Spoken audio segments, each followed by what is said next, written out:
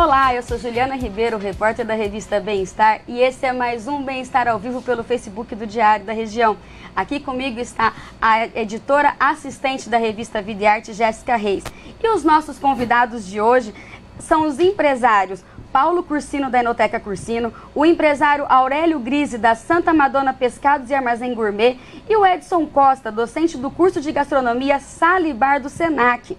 O nosso bate-papo de hoje vai ser sobre esse universo enriquecedor que é os vinhos. Vamos tirar a curiosidade, vamos aprender a degustar, vamos conhecer um pouquinho desse universo hoje no nosso programa. Primeiro, eu gostaria de agradecer vocês por terem aceitado o nosso convite e começar perguntando. Hoje o clima está ameno, mas Rio Preto é uma cidade quente, né? E as pessoas normalmente associam as cidades quentes a tomar cerveja. Como é que é esse universo do vinho num lugar tão quente? Qual que é vinho é bem-vindo nessas temperaturas ou não? Como é que funciona? Então, acho que é sempre um desafio, né? Nós que trabalhamos com vinho, a gente sente que a nossa região tem a cultura cervejeira. Só que, aos poucos, a gente está tentando desmistificar isso, mostrar que é possível sim você tomar um vinho branco, tomar um vinho espumante, um rosé. Só que ainda a gente percebe que as pessoas que são apreciadoras de vinho, elas adoram o vinho tinto, e o tinto bem encorpado, aquele vinho bem amadeirado, um belo Malbec. Só que a gente está tentando mostrar que, além do Malbec, além do Cabernet Sauvignon, além dos vinhos mais potentes, é possível você ir para um espumante, ir para um bom vinho branco, uma temperatura bem mais climatizada. E substituir a cerveja também, né? Através dessas propostas, né? Eu gosto muito de fazer uma analogia que o vinho é igual roupa, né? Existe a roupa certa para o momento certo, assim como o vinho certo também para o momento, para a temperatura, para o local, né? Gosto é gosto, como disse o Paulo, né? Eu brinco que a gente vive quase que 11 meses do ano numa temperatura, na nossa região, quase saariana, né? Então, obviamente, é muito mais prazeroso você tomar, primeiro, uma bebida mais gelada do que em temperatura ambiente. Segundo, como proposta, o vinho branco, o vinho rosé, que deixou de ser moda, hoje é uma tendência, né? Ele veio para ficar. Né? Mudou muito, melhorou muito a qualidade dos vinhos rosé. Então, vinho branco, vinho rosé, os espumantes são os vinhos que realmente têm muito a ver com a nossa realidade de temperatura, com o nosso clima, né? São vinhos descontraídos, são vinhos para se tomarem harmonizando desde de aperitivos, mesmo tomando um churrasco, comendo um churrasco, tomando um belo do espumante, ele é muito eclético, né? Então, são vinhos que a gente acaba recomendando não para substituir a cerveja, mas também como uma opção, né? Acho que cada um tem seu espaço de hora e local. Mas a gente costuma convidar, vem para o vinho também, se abra essa experiência, né? Vai vale pro churrasco e leve sua garrafa de vinho. Exato. Por que não, né? E por que não? É legal porque assim, se você escolhe, por exemplo, ou o rosé ou o próprio espumante, num churrasco, e a diferença, por exemplo, a cerveja você vai tomando, você vai empapuçando.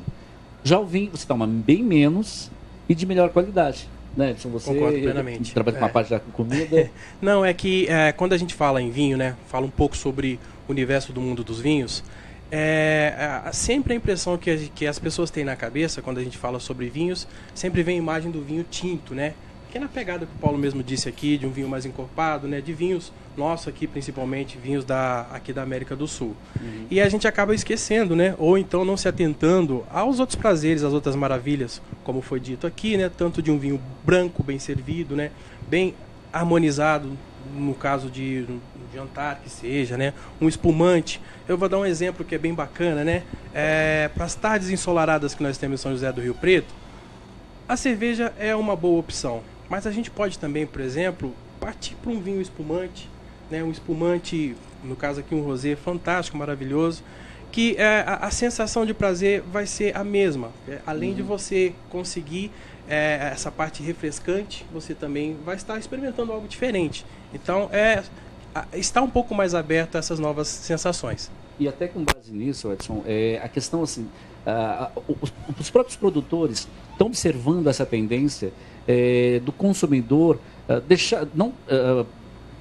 continuar tomando vinho tinto, é óbvio, mas passar a também tomar outras opções E até com base nisso, a gente começa a perceber, o mundo do vinho, queira ou não, é um mundo mais tradicional,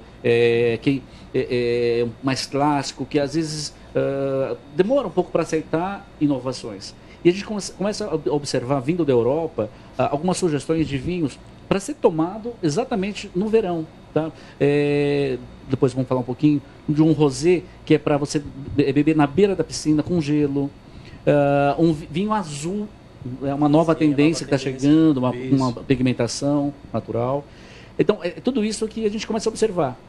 O mundo do vinho está ampliando, está inovando, está se adaptando aos novos consumidores. Bacana. Deixa eu aproveitar só que o Paulo falou desse vinho azul. Eu ia perguntar para vocês, é moda colocar gelo na taça?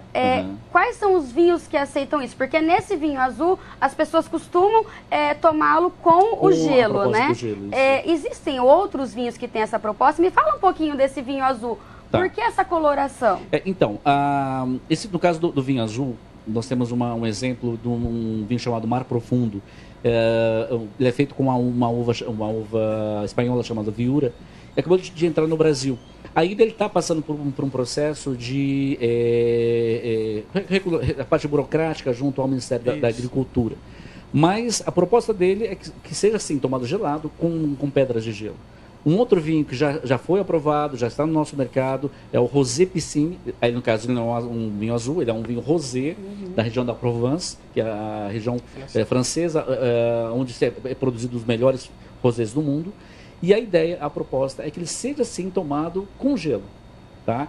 E é interessante porque ele tem um residual de açúcar natural, a própria frutose, o residual do açúcar da fruta, da uva, onde com o gelo ele ajuda a amenizar um pouco dessa doçura e fica mais refrescante. Tá? Então é uma tendência. E assim, pelo pouco tempo que chegou esse vinho no Brasil, já é um sinônimo do sucesso. Principalmente entre o público feminino, tenho observado isso. Ele é mais doce? Alguém pode me responder isso? Por isso sim, o público feminino gosta dele? Ele tem esse residual de açúcar da própria fruta, dá esse ar de mais doçura para ele. Não é aquele doce em excesso, mas tem sim um residual que torna mais gostoso. Tá?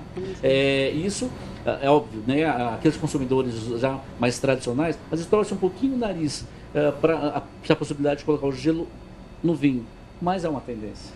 Tá? Acho que temos que aceitar isso. E essa tendência, como o Paulo disse, né, ela está vindo para nós. Então vem de países que são países assim, super conservadores, né? No caso mesmo da região de Provence, na França. Então, temos um pouquinho de desprendimento, de curiosidade em conhecer essas novas tendências que elas fazem parte e estão aí no mercado, né? Que com certeza compõem essa gama imensa que é o mundo dos vinhos. Isso tudo a gente costuma também falar para tentar desmistificar um pouco o vinho. Tira ele do pedestal, traz para a taça, traz para a mesa, né? Deixa ele um pouco mais informal. Né? E uma outra coisa importante, nós estamos falando muito de vinho branco e rosé. Algumas pessoas torcem o nariz porque diz que somente nos vinhos tintos é que tem os compostos que fazem bem para a saúde.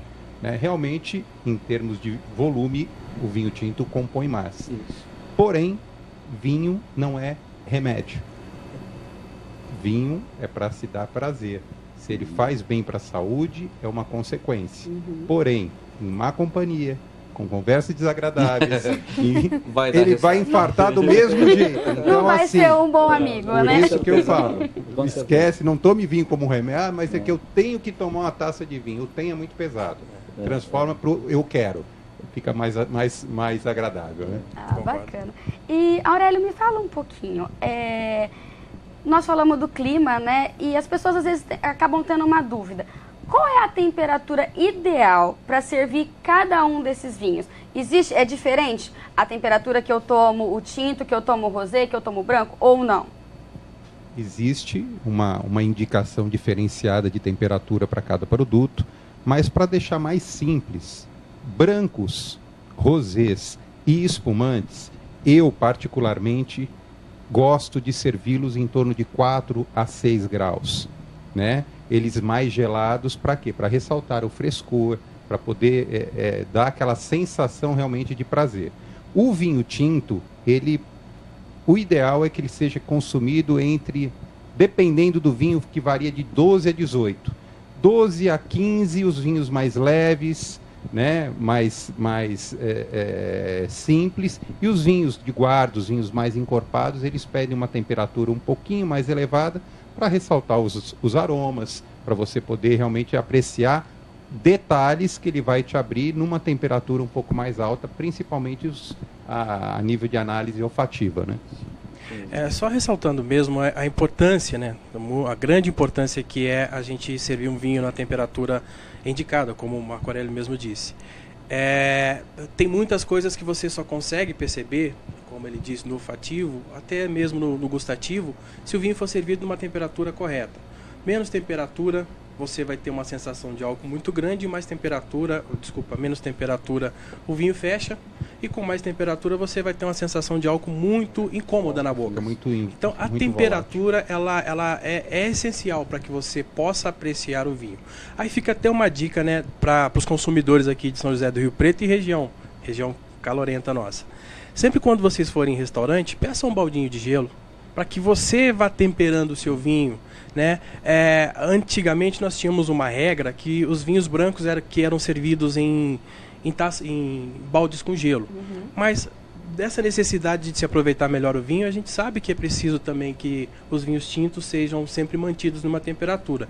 E aí é você mesmo quem vai temperando. Aumentou um pouquinho a temperatura, coloca no gelo, abaixou um pouquinho a temperatura, eu tiro. Assim você aprecia melhor o vinho. E aí, só reforçando também, quem começa no universo do vinho, sempre tem uma máxima. Eu preciso tomar o vinho em temperatura ambiente. Uau!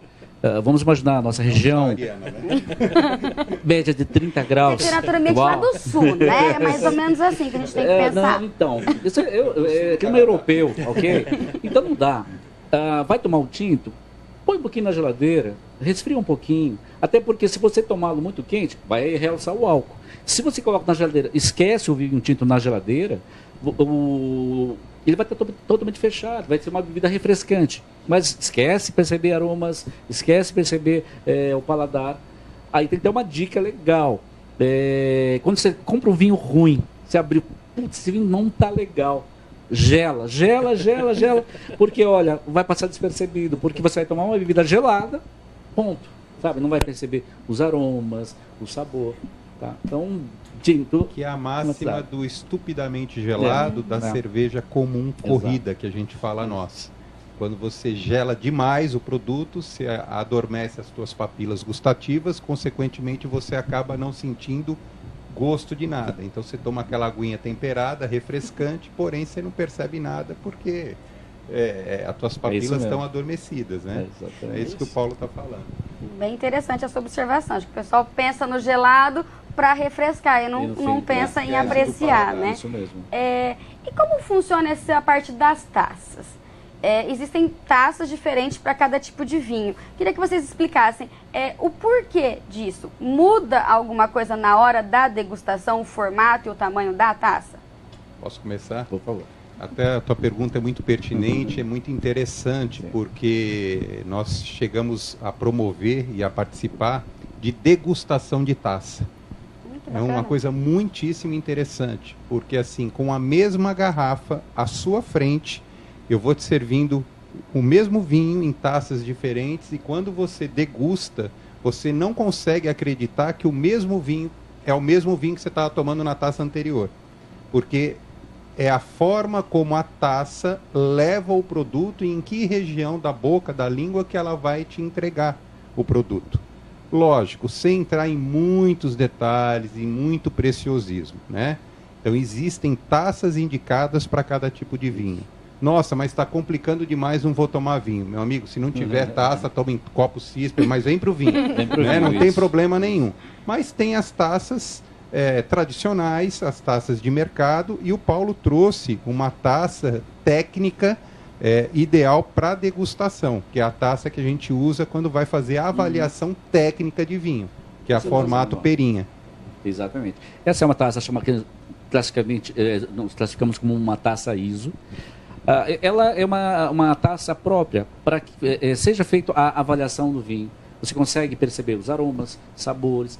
E acho que o mais importante, tem que ser uma taça de cristal, uma taça mais fina. Porque se você pega nessa degustação de taças, se você pega uma taça de vidro, que as bordas são mais grossas e não porosas, e pega uma taça de cristal, a diferença é importante, é gritante. E outra coisa importante quando a gente fala de taça, a maneira como você deve segurar uma taça, tá? Normalmente a taça, seja essa taça ISO ou uma taça maior como essa, que nós classificamos como uma taça bordalesa, para ser tomada com vinhos mais potentes, os vinhos Bordeaux, ele tem uma haste. O ideal é que a gente possa segurar nessa haste para que evite segurar no bojo dessa forma. Por quê? Isso faz com que esquente o vinho. Se existe uma haste, é para que você possa segurar, evitar contato com o vinho. Você pode segurar dessa forma, até com o dedinho levantado, se quiser, pode levantar, é chique. Pode brindar com o dedinho. Não tem problema. E até para você fazer esse tipo de movimento, que depois a gente pode até falar um pouco mais, que é a questão que você possa fazer com que o vinho possa oxigenar, né? E possa liberar os aromas. Tá? Essa é a finalidade, de repente, uma taça com uma haste maior ou uma taça com uma haste menor, mas para que você possa fazer esse movimento e segurar. E a taça de cristal, como o Paulo falou, o que é interessante é isso. Como o cristal é poroso, então ele arranha o vinho nesse movimento circular. Isso faz com que desprendam os aromas, né? Coisa que na taça de vidro, por ela ser lisa, ela não te permite com essa mesma intensidade da taça de cristal. Entendi. Vocês me falaram que as taças influenciam no aroma, no sabor do vinho. E a rolha?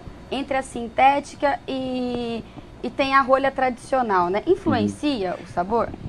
Nós temos hoje em dia no mercado, né, as rolhas sintéticas, as rolhas de cortiça e até mesmo as cápsulas. Que na verdade eles são uma forma que o produtor tem de custear o valor do seu produto. Isso não é indicativo de que o produto seja bom ou ruim. É só uma forma de custear. Nós sabemos que Portugal, Irã e, se eu não estou enganado, Espanha são os maiores produtores de cortiça no momento. Só que eles não conseguem atender todo o mercado mundial. E acaba se tornando caro você ter uma cortiça de qualidade, né? E isso faz com que o preço final do seu vinho fique um pouco mais elevado. Então, essas saídas são saídas para vinhos jovens, vinhos que vão ser consumidos, né, num pouco espaço de tempo, um curto espaço de tempo, e que não vão alterar em nada na parte sensorial do vinho. Então, é só mesmo para custear essa questão dos preços. Até porque hoje uma rolha de cortiça, por ser uma rolha natural, ela tem todo um processo de extração do sobreiro, que é a árvore que vai produzir essa cortiça. Um sobreiro, para que ele possa começar a extrair, a cada 9 anos, de 9 em 9 anos, sendo que a primeira e a segunda extração, essa cortiça é destinada para a indústria civil. Do terceiro ano, da terceira extração até a 7ª extração, se eu não me engano, é destinado para o vinho. Então é um processo moroso, delicado e é caro. Cada rolha, em média, custa €1. E você mencionou Portugal. Portugal hoje a única indústria onde Portugal é líder mundial na produção de cortiça. Tá? Por isso, avaliando esse custo alto, para você produzir um vinho jovem, para ser consumido em menos de 5, 6 anos, o ideal é que você utilize ou a sintética ou a screw cap, que são as tampas das capas. E aí, assim, até por uma questão de tendência, então nós temos normalmente as tampas de rosca, né? Sim. Para vinhos brancos, rosés, para vinhos mais jovens, que realmente não requer, vamos dizer, um armazenamento de adega. As rolhas sintéticas ou as rolhas aglomeradas de menor custo para vinhos de menor custo, né, vinhos mais populares, e depois você vem com as rolhas maciças de cortiça, né? Aí sim são para os vinhos de guarda, vinhos que às vezes você vai deixar na tua adega 10, 15, 20 ou até mais anos, tempo, esperando o momento correto de beber. Que hoje é uma tendência cada vez menor de pessoas comprarem vinhos para consumo a longo prazo, né? Por uma série de fatores aí. Mas mais ou menos é essa, e que não muda nada. Não. O importante é vedar e não deixar o oxigênio fazer parte, entrar na garrafa para não oxidar, não começar o processo de oxidação do produto. Aí tem também, além dessas opções de rolhas, em menor escala, as rolhas de vidro também, normalmente mais destinado para os vinhos fortificados. Né? Bacana. E o Paulo ensinou a maneira correta da gente segurar a taça, né? Então, pelo menos agora a gente não vai mais pagar um mico na hora de tomar o vinho. Mas em relação a terminologias que se usam nesse universo do vinho, o que vocês poderiam falar que é mais bacana assim para o nosso internauta que é leigo no assunto? O que é o básico para saber, para quando você chegar num ambiente que as pessoas estão degustando vinho, para que você não fique tão alienado ao assunto? Olha, eu acho que o básico do básico é gostar do vinho, sabe? E não ter medo de errar. Eu acho que a gente faz um trabalho tão árduo aqui na cidade para tentar desmistificar isso. Que a gente acaba pegando aquelas pessoas que às vezes fazem um pequeno curso e já começam a querer ditar regras. Eu acho que não é por aí. Eu acho que o nosso desafio é mostrar para as pessoas, não tenham vergonha, mesmo que elas errem. Eu acho que ela tem que dar o primeiro passo, sabe? Quer escolher um vinho tinto? Vai na loja, vai num supermercado, peça orientação. Olha, como que eu compro um vinho? Olha, eu gosto de um vinho doce.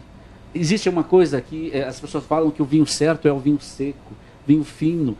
Não, eu acho que assim, o certo é aquele vinho que agrada o teu paladar. Se agradou o teu paladar, você já deu o primeiro passo. Então, eu acho, sabe, do meu ponto de vista, que o que vale é você querer se iniciar, sabe? Mesmo que você comece com aquele vinho bem docinho, bem baratinho. Deu o primeiro passo, eu acho que é o passaporte para uma viagem sem volta. Tá? Legal. Bom, eu concordo. A princípio, né, quando as pessoas dão esse primeiro passo, né, de se dispor a aprender um pouco mais sobre vinhos, aí abre já um leque muito grande, muito extenso, que são as possibilidades. Né, que vão desde um vinho, uma pessoa que tem um paladar mais para um vinho mais adocicado, até as pessoas que depois vão se descobrir uns vinhos mais encorpados, uns vinhos mais fortes. Então, o primeiro passo é o mais importante, é você estar aberto a aprender, você gostar realmente, né, ou se descobrir tomando vinho. Já falaram tudo, mas assim, o melhor vinho é aquele que você gosta, aquele que você pode comprar, aquele quando você deu vontade de tomar um vinho, você abre ou a tua adega ou a geladeira e você o encontra lá dentro. E o melhor de tudo, é aquele que você compartilha com pessoas agradáveis. Sim, sim. Eu acho que a grande magia do vinho é que você não encontra pessoas que mergulham no vinho para afogar as mágoas. Você, quando abre um vinho, sempre é para compartilhar com pessoas que você gosta, sempre é para comemorar. É uma bebida diferente, eu acho, muito nesse sentido, né? Não é uma bebida de amargura, é uma bebida de amor, é uma bebida de alegria, de festa, né? Então, acho que a grande palavra mágica nisso tudo é essa. E o vinho, alegria. O vinho tem alma. Eu acho que o vinho não é uma bebida qualquer, sabe? Tem mais além. E aí essa questão, poxa, por onde começar, né?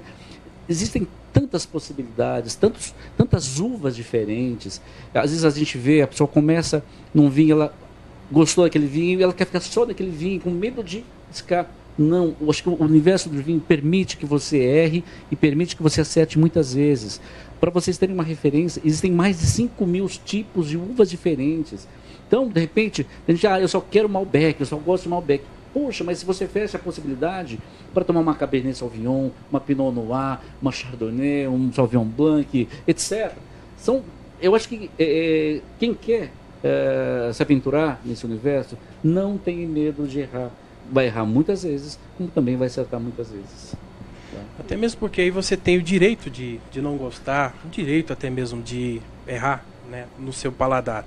Então o vinho tem essa democracia, né? Eu gostei, de repente a mesma garrafa, né, o mesmo rótulo, a mesma uva. Quem me agrada pode não agradar o Paulo, Sim. pode não agradar a vocês, né? Então o vinho tem muito disso. Essa coisa bacana de você, né, se descobrir naquele rótulo, naquela garrafa, daquele produtor e fidelizar. Mas isso não quer dizer realmente, eu concordo plenamente com o Paulo, que você não possa estar fechado ao ponto de não querer conhecer novos mundos, né? Conhecer novas garrafas, né, novos jeitos de vinificar, se a gente for falar assim, É que às novas vezes técnicas. a pessoa teve uma experiência, de repente a paladar dela ainda é para um vinho mais suave. De repente ela provou um vinho seco. Puxa, vinho seco é horrível. Não fez uma De repente, passagem ela correta, não né? acertou a garrafa certa, né, o rótulo certo. Então, existem tantos outros, até você descobrir o teu paladar, você tem que se permitir arriscar. Tá? Bacana. Uma coisa só para completar, né? O vinho ele é tão dinâmico, porque assim, muitas vezes, a cada safra, aquele mesmo vinho que você gostou numa safra anterior, às vezes, numa outra safra pode não te agradar. E uma outra coisa importante também, você tomou um vinho num determinado dia e não gostou. Às vezes, você, naquele teu momento, você não estava preparado ou você harmonizando com o vinho. Aquele mesmo vinho, num outro dia, numa outra situação, você num estado de espírito diferente, pode ser que ele desça completamente diferente. Você vai falar, não é possível que foi o mesmo vinho que eu tomei lá atrás e não gostei. Né? É interessante isso também. Muito interessante. Boa tarde, estamos transmitindo ao vivo mais um Bem-Estar ao Vivo, direto do Facebook do Diário da Região. Curta, compartilhe, envie suas perguntas para os nossos especialistas. Hoje o assunto está condizendo com o nosso clima de hoje chuvoso, que é sobre o mundo dos vinhos. Temos uma pergunta sobre o mercado de exportação no Brasil, do João Amaral, né? Ele está perguntando se só o Rio Grande do Sul que exporta ou outros estados brasileiros também participam dessa exportação. Hoje o Brasil virou uma referência em espumantes. Então, hoje o Brasil já tem um mercado lá fora para o espumante. Entretanto, o Brasil tem um outro mercado interessante, que é o mercado do Vale de São Francisco. No Vale de São Francisco, no Nordeste, é o único lugar no mundo onde se consegue produzir mais de uma safra dentro de um mesmo ano. Então, isso faz com que o vinho, ao ser produzido, ele cria um desejo, um rótulo de vinho exótico. Então, ele vai para o mercado externo já com esse apelo de ser um vinho exótico. Então, praticamente, o que é produzido hoje no Vale de São Francisco, boa parte é exportado.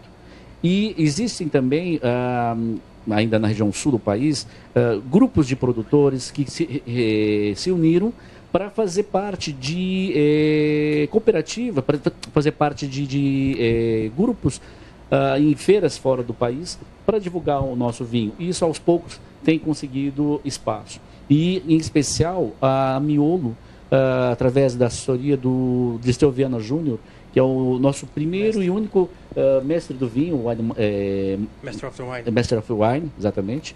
E ele tem feito um trabalho de ampliação do mercado para os nossos vinhos. Mas ainda nós estamos engatinhando nesse sentido. Esse grupo chama Wines from Brasil. Wines from Brasil, né? exatamente. Eu trabalho em algumas vinícolas, até que fez parte.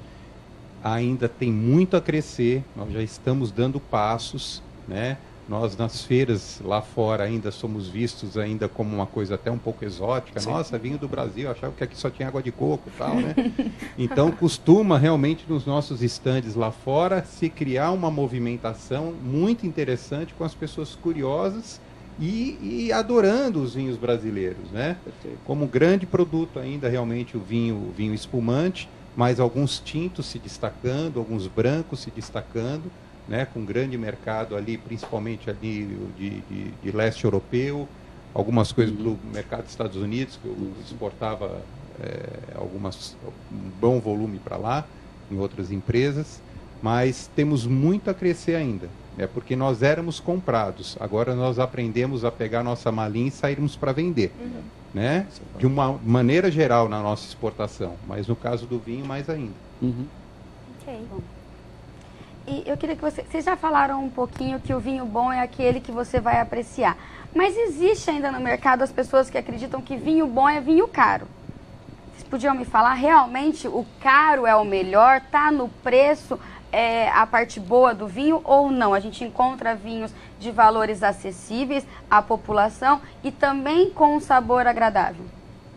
Então, eu sempre reforço, o bom vinho, você me pergunta, qual é o melhor vinho? O vinho mais caro? Não. O melhor vinho é aquele que agrada ao seu gosto e bolso, principalmente. Não adianta, de repente, é óbvio que um vinho caro, um vinho onde o produtor teve todo o cuidado enquanto uma videira, ela vai produzir normalmente 3, 4 quilos de uvas por pé, para fazer um produto especial, um produto top de gama desse produtor, ele vai reduzir isso para menos de 1 quilo de uva, onde ele vai usar garrafas diferenciadas, onde ele vai usar barricas de carvalho de primeiro uso, seja ela francesa, seja ela americana. Então, tudo isso acaba encarecendo o produto e faz com que, dependendo do produto, se esse produto teve uma avaliação positiva dos críticos, isso vai fazer com que o produto encareça. Esse produto, ele tem a obrigação de ser bom, de agradar ao gosto. Já os produtos mais simples, os corriqueiros, aquele onde o produtor vai poder pagar suas contas de água, de luz, enfim, pagar os salários dos trabalhadores, esse vinho, são vinhos mais simples, mas são vinhos com outra proposta, são vinhos para o dia a dia, vinhos mais triviais. E cada um de nós temos os nossos estágios de paladar, momentos de experiências dentro do vinho. Na medida que você vai provando, vai degustando, você vai apurando o teu paladar e você vai ficando mais exigente. Então, também isso influencia bastante. Quem está começando agora tem um paladar, tem um vinho mais simples, ele vai adorar. Por isso que eu falo, o vinho bom é aquele que agrada ao gosto e bolso. Não importa se é um vinho mais barato ou mais caro. Tá? Alguém quer complementar? Não, essa relação de custo-benefício aqui deixada pelo Paulo, ela é super interessante. E eu também concordo com as suas palavras, Paulo, porque para quem está começando a tomar vinho agora, de repente ter uma experiência com um vinho com um valor um pouco mais alto, um vinho que foi vinificado de uma forma correta, de uma forma diferente, respeitando tudo isso que o Paulo disse aqui, ele pode não agradar. Então é muito mais fácil você começar com uma relação mais baixa, né? Não digo em relação à qualidade, mas eu digo de preço mesmo, para que você aos poucos vá refinando um pouquinho seu paladar e possa apreciar melhor esses vinhos citados pelo Paulo. Uma coisa é custo e outra coisa é valor, né? Muitas vezes aquilo que me custa e eu até posso, eu não valorizo para comprar, e muitas vezes ao contrário. Então, eu tive experiências assim de ver clientes, né, que não tinham o hábito de tomar o vinho e que se aventuraram nas primeiras taças com vinhos de Bordeaux de 3, 4, 5 mil dólares a garrafa. Ele podia comprar, né? Romanée Conti de 15 mil dólares a garrafa e fala, nossa, se esses são os melhores vinhos, eu não gosto de vinho, meu paladar realmente é para cerveja. Mas é igual aquela pessoa que acabou de tirar uma carteira de motorista e você deu uma Ferrari para ele pilotar e o carro te domina e não ao contrário, né? E você inclusive é capaz de se acidentar. Então é mais ou menos por aí, custo e valor, né? Eu posso, mas eu valorizo, eu pago aquilo que está. É uma obra de arte, é um quadro, um grande vinho, um vinho altamente pontuado, um vinho de baixa produção, é uma obra de arte, né? Você dá 1 milhão, 2 milhões, 5 milhões de dólares, um quadro, nossa, numa pintura que está pendurada na parede, mas existe o seu mercado, existe aqueles que valorizam, né? Ele custa aquilo, não custa, mas eu pago aquele valor, porque eu aprecio.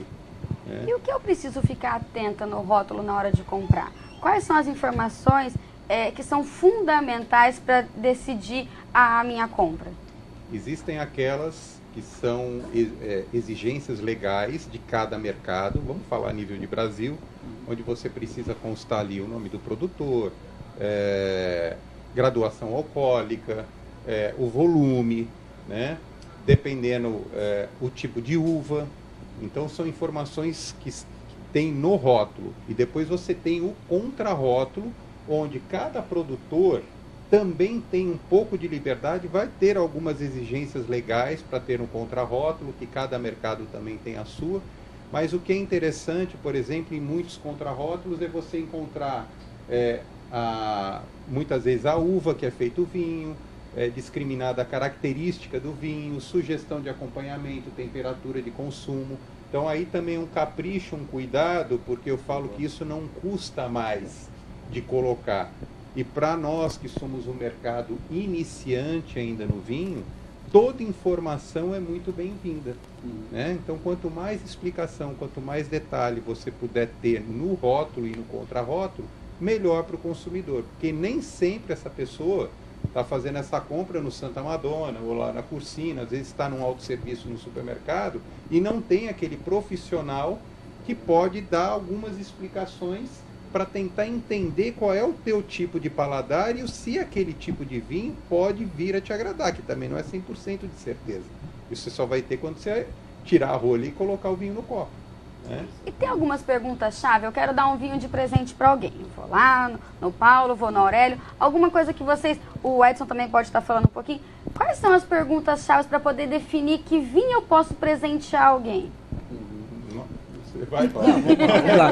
Então, normalmente a gente vai sempre querendo entender um pouco do perfil de quem vai receber o presente.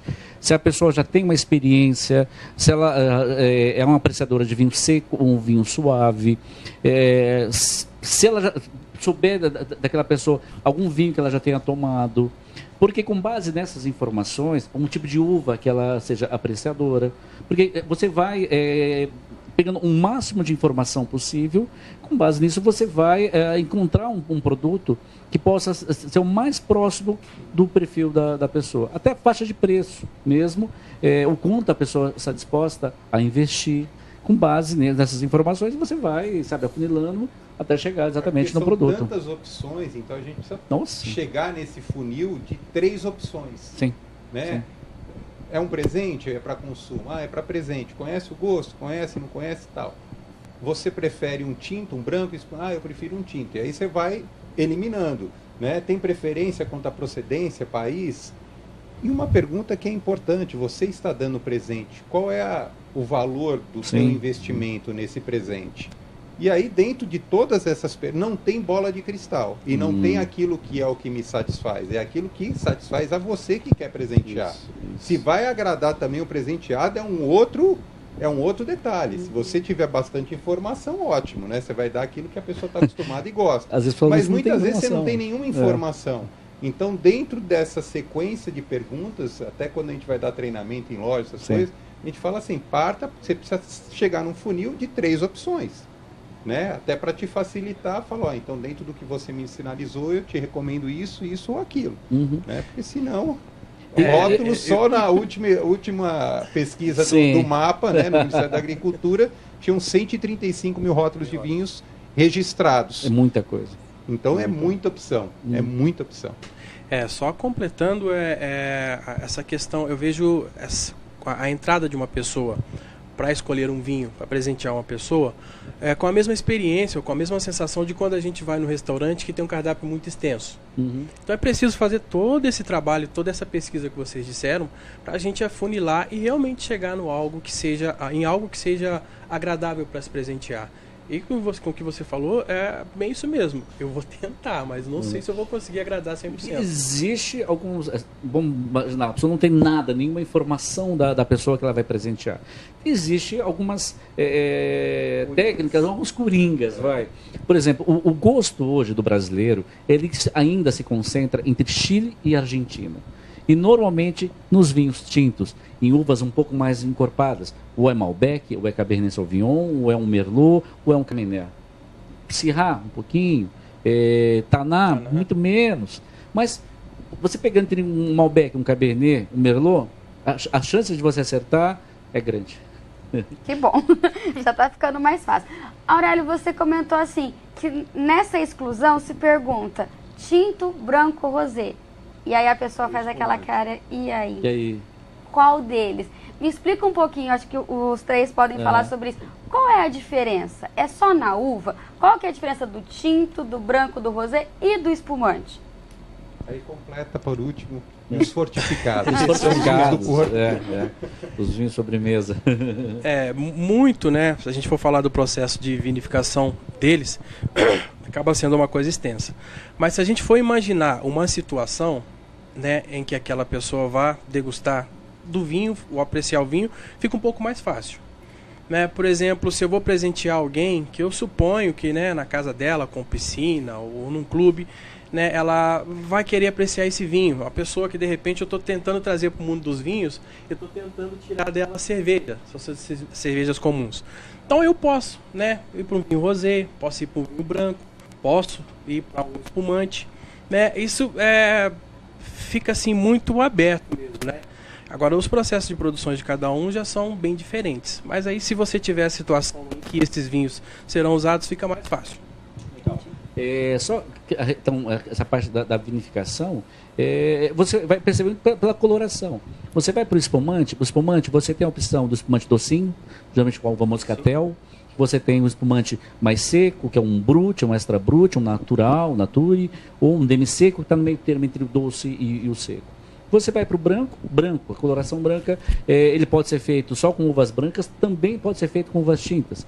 Já um vinho rosé, você tem a mescla dos dois. Ele pode ser feito com uvas tintas, leve contato da casca da uva com a polpa. Geralmente a polpa da uva é transparente, translúcida, e a casca que dá a coloração ao líquido. E no caso dos vinhos tintos, o vinho tinto mais encorpado, mais potente, ele teve mais tempo em contato com a casca da uva, e no caso, a vinhos tintos mais jovens, vou dar o exemplo da Pinot Noir, que é uma uva bem levinha, quase um rosézinho.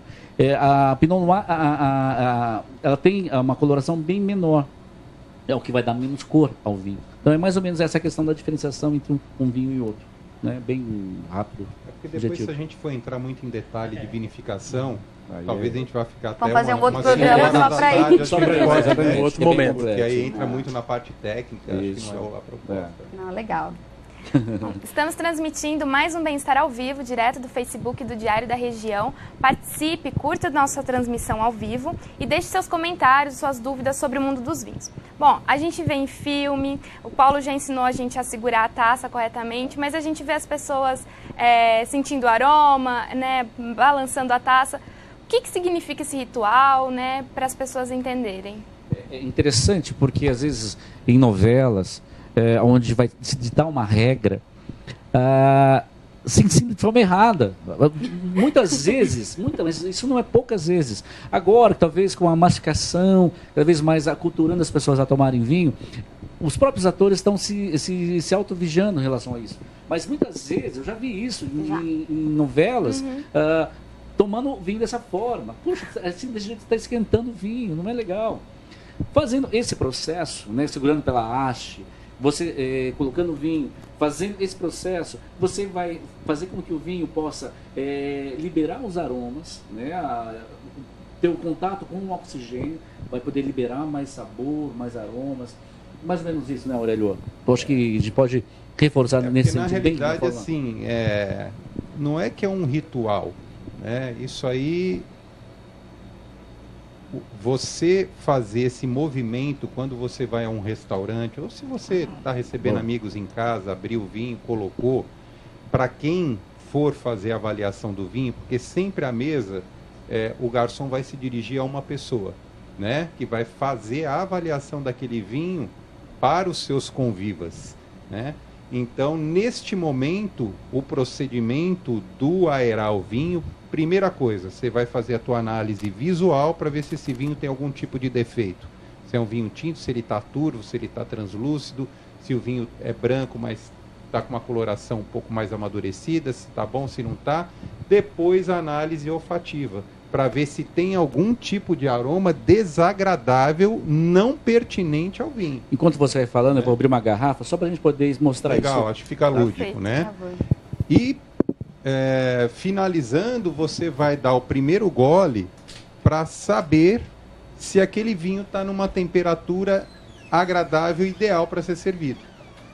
É só isso, né? Então tem muita gente também que quando recebe o vinho só faz a análise olfativa no restaurante, mas pode servir. E às vezes não deu um gole para saber se se estava numa temperatura Mas acredita, bacana. Aurélio, que a maioria das pessoas que acabam fazendo o ritual no restaurante é só porque algum dia viu alguém fazendo e achou bonito, Então, né? tem isso também, mas que legal, pelo menos está modelando, né? Então tá Já é ali. mais importante, assim, para o Você pessoal vê que que está às nos vezes até vendo. pula da taça, né? o vinho. Ah, Aurélio, eu não consigo fazer isso porque eu derrubo. Bota em cima da mesa, gira, não tem problema. A gente aprende a andar de bicicleta com 2 rodinhas atrás primeiro, né? Então fez esse movimento, viu, fez uma análise visual, o vinho está translúcido, está bonito, não está turvo, né? Sentiu o aroma, não tem nenhum aroma desagradável, ele está bacana, aí... Primeira avaliação para ver se ele está numa temperatura agradável.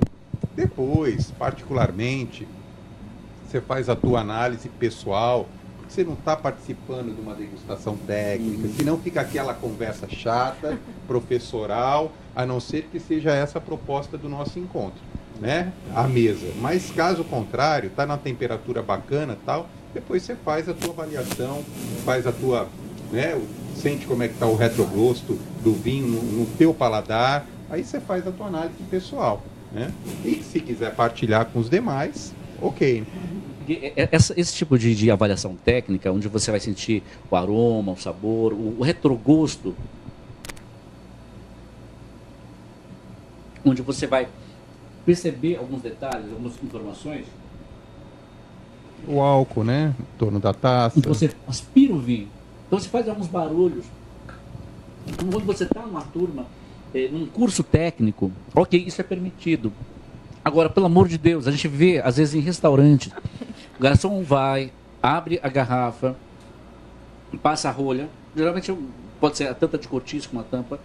Às vezes a gente tem um hábito, até ritual, sentir o cheiro, o aroma. Que não muda nada, vai ter cheiro de rolha. Mas isso é legal, eu acho que faz parte do ritual. Agora, no restaurante, o que você vai fazer? Primeiro, a questão da avaliação. Ver se tem algum problema na cor, se tem algum residual, se tem algum material aqui dentro do vinho que não seja rolha. Isso, por favor. Não, perdão, desculpa. É o hábito. E depois, a gente percebe, né?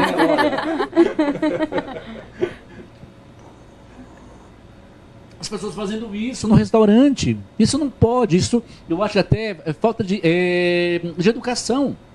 Tá? Infelizmente, quando as pessoas começam a fazer cursos, elas pensam que ela é para praticar no restaurante. Não é. É só para ver se o vinho está agradável, se o vinho tem defeito ou não. Então, é o suficiente, é só isso. Tá bom, pode servir. Olha que legal. Certo, por favor. Desculpa, só completando mesmo aí. Ok. Acho que uma pergunta que você fez em restaurante. Restaurante, a gente costuma ver cada situações que, né, são, às vezes, até mesmo desagradáveis. Uma coisa é você oxigenar o vinho, você aerar ele. Tem gente que parece que está laçando. Joga para cima e parece que está laçando. E o braço esticado ao máximo, né, como se fosse o grito da independência, independência ou morte. Totalmente desnecessário também. Concordo. Assim como os barulhos que são feitos, né? Essa parte é exatamente para isso mesmo, para que a gente avalie visualmente o vinho, né, para que a gente tenha as impressões olfativas, sempre preservando o gustativo nosso. Porque se eu vejo algo de errado no vinho, se realmente no meu nariz ele não está legal, está com algumas sensações, né, que são desagradáveis para o vinho, eu vou preservar o meu paladar. Então eu já vou chamar uma pessoa, né, um garçom ou um responsável do restaurante e já falar para ele que aquele vinho não está com seus melhores momentos. Isso, como o Marco Aurélio mesmo disse, no momento em que eu me torno anfitrião da mesa, né, sou eu quem faço essa parte da apreciação. Eu preciso, nesse momento, eu como anfitrião, sim, trazer para a boca, porque se o vinho não estiver legal, como que eu vou servir aos meus convidados? Embora o aniversário seja do Paulo, mas quem quer servir um vinho para ser degustado naquele momento com ele sou eu. Vou cobrar isso, hein? Ele vai cobrar de mim que eu sirva um vinho que seja no mínimo condizente com a qualidade dele. Sua, mas o vinho não é para você, né? Então assim, são algumas informações importantes. Então, só também à frente de abrir a garrafa, porque... Deixa eu pedir licença, deixa eu compartilhar a taça, porque as meninas também só estão só olhando. E... Até quem não toma vinho Então, vai tomar, hein? Falar de vinho, não degustar Exatamente, vinho, porque... é uma maldade, inclusive, com quem está nos entrevistando. Perfeito. nós que gostamos, apreciamos, quando a gente começa a falar, seja a estudar, seja a ler, aguça a vontade de querer abrir uma garrafa, de tomar pelo menos uma taça, no mínimo, né? Então, a gente estava falando de vinho, olhando para essas garrafas, estava aguçando a vontade de abrir e compartilhar. Eu queria que vocês me falassem assim, abri a garrafa, não tomei inteira. Como que eu posso guardar esse vinho? E também queria que vocês me dissessem assim, qual é a maneira correta? Eu não tenho adega em casa, ou se eu tenho, como que eu posso preservar esse vinho na minha casa? Aberto ou não? As pessoas, quando começam a fazer cursos de vinhos, elas ficam, assim, abre de uma forma, né, assim, muito abrangente o horizonte. Então, se eu comecei a tomar vinho, eu preciso ir investir numa adega. Tem que ter uma adega, porque o vinho servido na temperatura... Não, parem com isso. Vamos simplificar a coisa. Estou tomando vinho, não terminei de tomar o vinho. Às vezes eu não tenho nenhuma rolha, né, dessas rolhas de pressão que eu possa colocar no vinho. Eu uso a própria rolha mesmo, deixo ele guardado na porta da geladeira para que eu tome ele em outra ocasião. É claro que se demorar muitos dias, né, aí a gente já tem uma coisa que é o espaço, né, o oxigênio que já vai estar em contato com o vinho, que o espaço com a garrafa um pouco com menos vinho, você vai ter um espaço maior, e isso vai fazer com que o vinho altere um pouco, né, os seus aromas, os seus sabores. Então, mas isso dá para fazer, põe na geladeira, guarda, toma em 2 momentos, 3 momentos, sem problema nenhum, tá? Não precisa investir tanto para se tomar vinho, e vocês podem ficar tranquilos que dá para fazer e colocar na geladeira sem problema nenhum. Existe um acessório, né? Primeiro que eu recomendo a todos que estão nos vendo, assim, ao abrir uma garrafa, não deixa sobrar, né? É heresia, né? É heresia. Não deixa sobrar, mas se sobrar, se porventura sobrar, existe um acessório, né, que se chama Vacuum Van. É uma rolha de borracha com uma bombinha que é exatamente para você extrair, você tampa com essa rolha e extrai o oxigênio da garrafa. Isso para você manter o vinho mais 1, 2 dias, 3 dias também. Ah, mas eu não tenho um acessório, eu vou só colocar a rolha. Vai adiantar alguma coisa, Aurélio? É menos ruim do que deixar aberto. Porém, quando você colocou a rolha, o oxigênio permanece dentro da garrafa, ele continua o processo de oxidação do produto. Depois de muito tempo, vai mudar completamente. Agora, sobrou vinho, vou tomar no dia seguinte, depois de 2 dias, 3 dias. Dificilmente, né? A não ser que a pessoa tenha um hábito constante de degustar vinho, de conhecer principalmente aquele vinho que está tomando, vai sentir uma diferença tão grande. O vinho estragou? Não estragou. Ele teve um processo de oxidação, então ele vai estar um pouco diferente. Pode às vezes estar até mais prazeroso do que quando você abriu, hein? Corre esse risco. Sim. Principalmente se não era um vinho que não estava pronto ainda para ser aberto. Mas assim, sem muitas preocupações, sem muita neura. Não tem nada. Antigamente, quando a gente era criança, né? Eu um pouco mais, né? Mas tinha a mania de botar uma colher de na boca da garrafa do refrigerante para não perder o gás, né? E dizia que não perdia. Gente do céu, até meu menino outro dia estava pesquisando na internet a funcionabilidade disso, porque falou, você está de brincadeira comigo. Eu falei, não, mas era isso que a gente fazia. Então eram preocupações, né?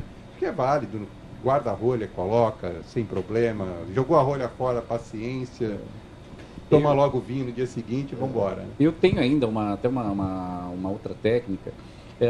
Tem a Vacuum Van, eu acho que talvez até eu vendo esse acessório, mas eu sempre estimulo as pessoas a tomarem vinho, óbvio, em até 3 dias, acho que é uma data interessante. Mas há uma outra possibilidade. O que vai fazer com que o vinho acelere essa oxidação? É o contato com o oxigênio. Então eu sugiro sempre uma técnica. Você sempre tem em casa uma meia garrafa, tá? Uma garrafa de 375 ml. Usou, ao invés de jogar fora, higieniza, guarda com a rolha, deixa ali. Quando você já tem certeza que você não vai tomar uma garrafa toda de 750 ml, abriu a garrafa, imediatamente pega um funilzinho, coloca dentro dessa meia garrafa, enche até quase a boca e coloca a rolha e guarda, põe na geladeira. Às vezes essa garrafa fica em um bom estado em termos de aroma, de sabor, até quase 1 semana, tá? Mas não precisa esperar tudo isso. Consumiu 2, 3 dias, eu acho que é o tempo suficiente para você poder explorar ao máximo as qualidades do vinho. Tá? Legal. Gente, o programa está tão gostoso que nós já extrapolamos o tempo. Então, assim, para finalizar, eu gostaria que vocês deixassem um recado para o nosso internauta que quer começar a entrar nesse universo do vinho. Que cada um de vocês pode falar para finalizar, por favor. Bom, por favor. Primeiramente, né, que não tenham medo, né? Às vezes as pessoas, por ter um certo preconceito em relação aos vinhos, ao mundo dos vinhos, isso acaba gerando um pouquinho também de medo, né? Ah, será que eu vou me dar bem? É uma bebida diferente, né? Será que é possível que eu só ouço falar de pessoas tomando vinhos, né, com valores exorbitantes? Então, percam um pouquinho do medo, tenham curiosidade de conhecer um pouco mais do mundo dos vinhos, né? E uma dica muito importante deixada pelos nossos amigos aqui sempre quando vocês forem comprar vinho, se tiver alguma dúvida, vão em lojas onde tem sempre o profissional que vai orientá-los, tá? Na sua compra. Então é muito importante isso, né? A curiosidade para poder descobrir esse fantástico mundo que é o mundo dos vinhos. Acho que a mensagem que eu posso deixar, assim, eu já tenho aí 45 anos, já faz uns 10 anos que eu tive a oportunidade de trabalhar com um vinho. E há 10 anos eu não sei nada. E o vinho me ensina a ter uma humildade enorme de querer aprender. Então, quem está começando a querer aprender sobre o mundo do vinho, mergulhe de cabeça. Vai além. Não tenha medo de errar. O vinho, ele vai te ensinar muitas coisas. Ele vai trazer lições de vida. Vai fazer com que você conheça o mundo sem precisar sair daqui. Tá? Se permita, ok? Não tenha medo de errar. Não vá por rótulo, não vá por preço.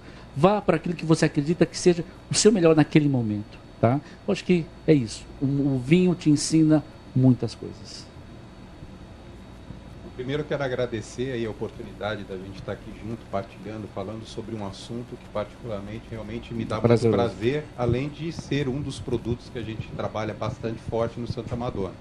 Mas como mensagem final, é reforçar aquilo, que o vinho é alegria, o vinho é cultura, isso que o Paulo falou, muitas vezes você viaja o mundo inteiro através de algumas garrafas de vinho, né?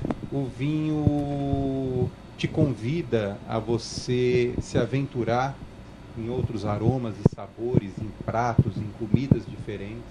Então, quando você viajar, procure no local onde você estiver, tentar consumir o vinho da região, o vinho daquele país, né? Gostaria de reforçar também aqui, como quem já defendeu profissionalmente, trabalhando em algumas vinícolas nacionais, mas assim, a valorização do vinho nacional, como cresceu, como ficou muito melhor, como está melhor o produto nacional.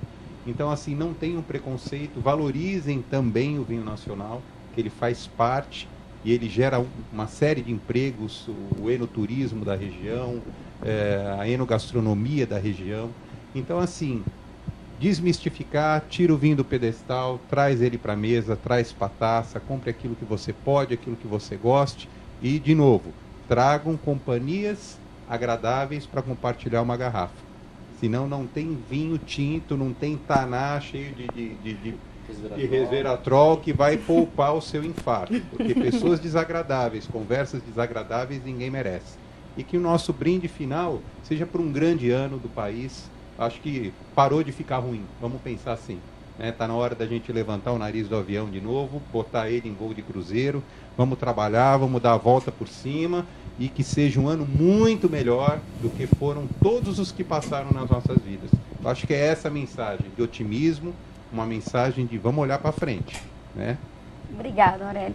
É isso, pessoal. Eu quero agradecer aos nossos convidados por ter vindo até aqui, compartilhar conosco todas essas informações extremamente importantes desse universo enriquecedor que é os vinhos.